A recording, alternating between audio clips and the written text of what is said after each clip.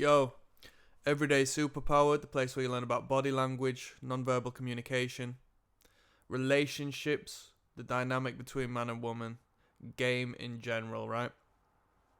Today I'm going to talk about when a woman tests you, and I'm going to really remove the stress from that particular idea, right?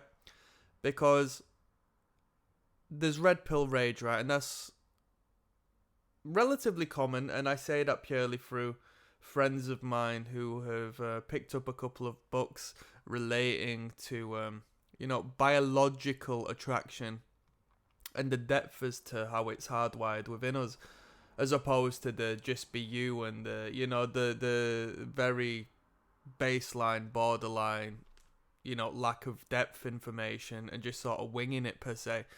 And then they read the information, they assess the information, and it's so shocking and so striking, yet so believable at the same time, so logically put forward at the same time.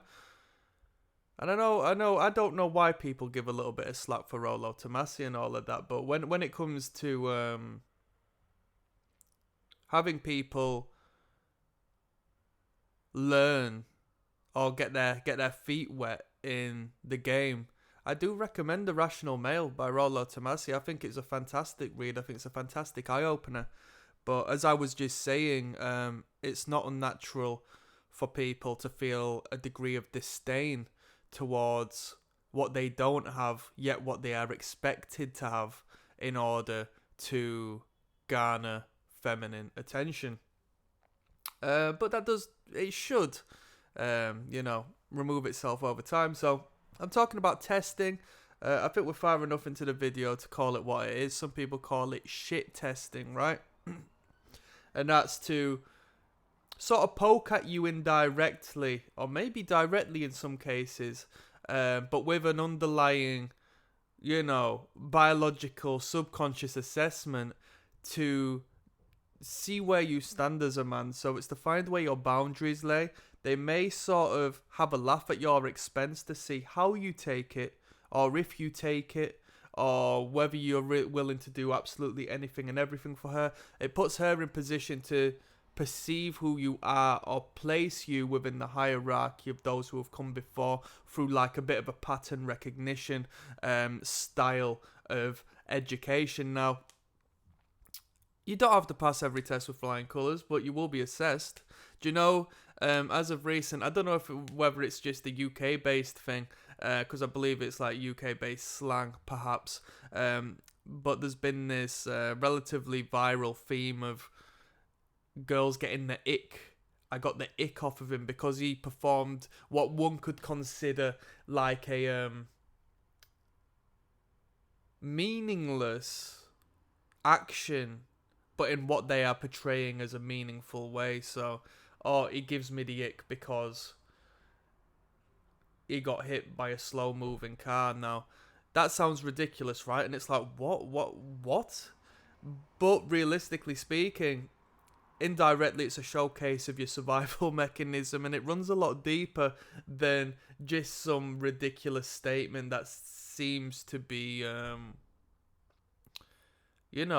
almost questionable as far as where that woman's principles lay. But there's always a deeper level to anything, and these women will test your boundaries by asking you these questions, by observing how you act in potentially the most minute of detail, but it means a lot and can amount to a lot. When you put the magnifying glass across a particular action or reaction and then you blow it tenfold, you might be able to see a pattern that reoccurs over all the scales of that certain circumstance. And what that means is that, under pressure or under that circumstances, if you get hit by a slow-moving car, you're going to get hit by a fast-moving car, most definitely. And if you get hit by a fast-moving car, what does that say about your survival mechanism? What does that say to you as a potential partner down the line when you have to look after this kid for at least 18 years and you're going to go and get hit by a car? What does it say when you're put in, situations as to where you need to survive, which are a lot more dire and hard to maneuver,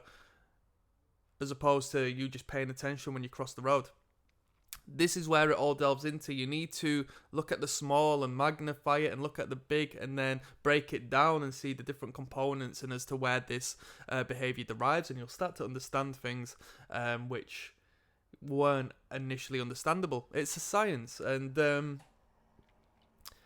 point of this video, or at least the note I made, I hope that was of some interest at the very least.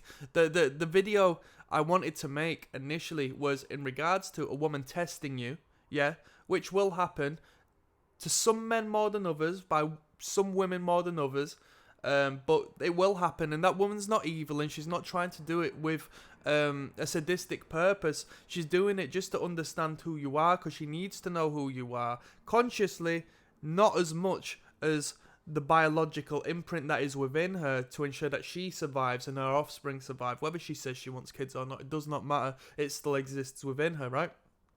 And then she can align you with other men she's met in her life, and this, that, and the third, and really assess your value, okay? When you start to become so competent in your communications, when you start to become so comfortable and confident in your communications, once you start to understand who you are and where you relate, and that it does not matter who is put there in front of you, you are always the most worthy of anyone's attention, purely because you have invested in yourself tenfold the amount anybody could ever do in comparison, as far as women are concerned at least. Then these tests, these pokes at you, become nothing but meaningless banter.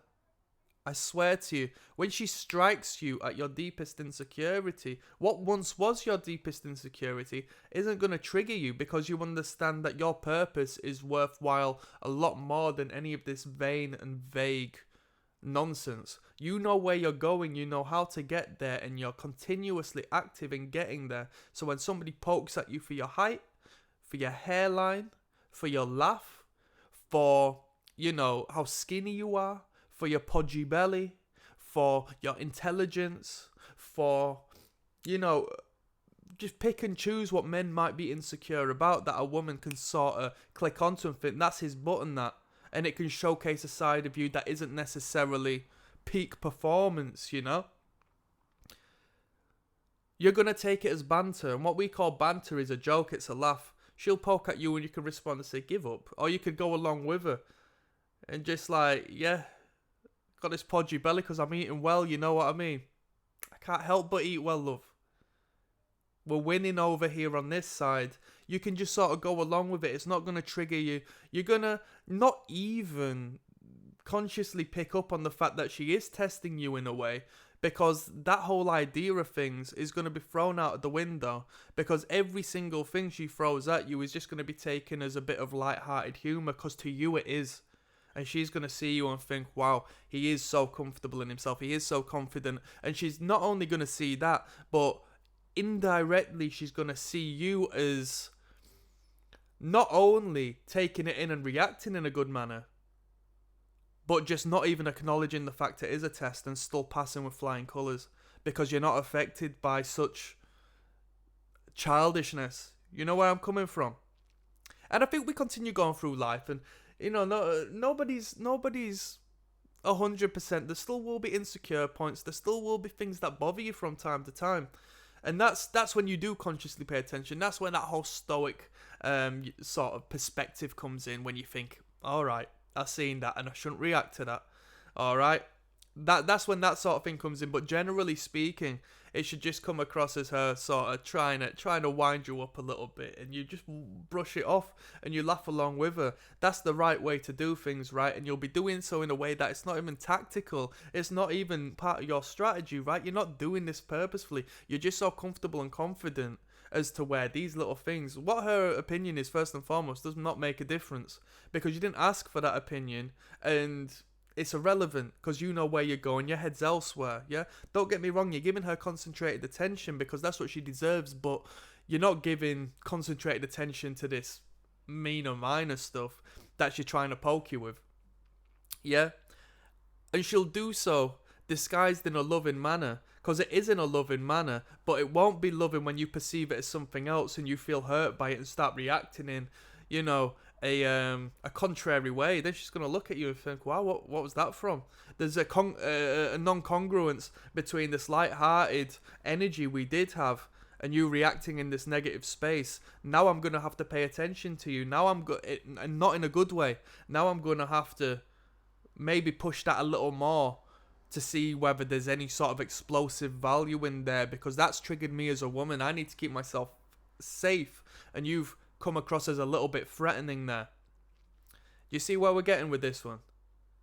That's some game. Click like and subscribe. I'm uploading every day for a bit, so keep in touch.